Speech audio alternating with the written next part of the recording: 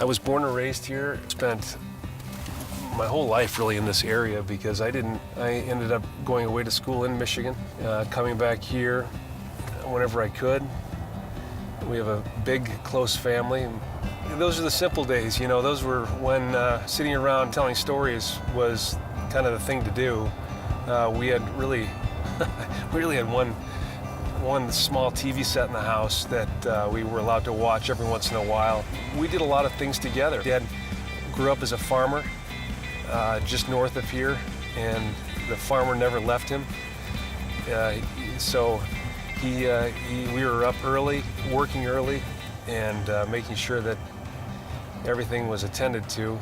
All my friends lived in the area, so we would all hang out at someone's house, and there's a ball field maybe a quarter mile from my house where we all met in Christian Hills. It's the subdivision right by my house. Most of my friends were in that subdivision, and we'd all hang out, play football, baseball, some sport every day. A lot of fun, and there was not much to it. Didn't have a cell phone back then, so wasn't bothered by that. I don't think Mike's ever forgotten where he came from. He tries to take it back to the people. Mike would prefer to be back in his home community, listening to the people's needs here and not the big bureaucracy in Washington, D.C. Mike is an outstanding citizen and good student, excellent athlete, but the most important thing, and I tell people this when they ask me about Mike, is that he's got such a good heart. I think D.C. is kind of a bubble, in my opinion. I have represented this community for a long time. I grew up here, so I'm very familiar with it. And in many cases, the beltway, inside of government beltways, is cut off from reality. If you don't live in the community where you represent, you can't represent it, in my opinion, because you have got to know the people here, and that's the only way you know the issues that are important to them.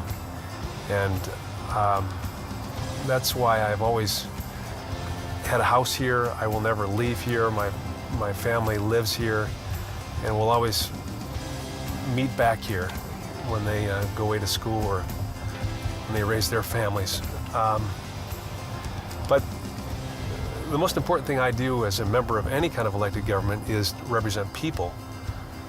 And the people that I represent are here in Michigan. And if you live in D.C., and a lot of people do, they get elected and they move to D.C., they move their family out there, and every once in a while they'll come back and spend a weekend here. But you cannot represent a community, in my opinion, if you don't live there.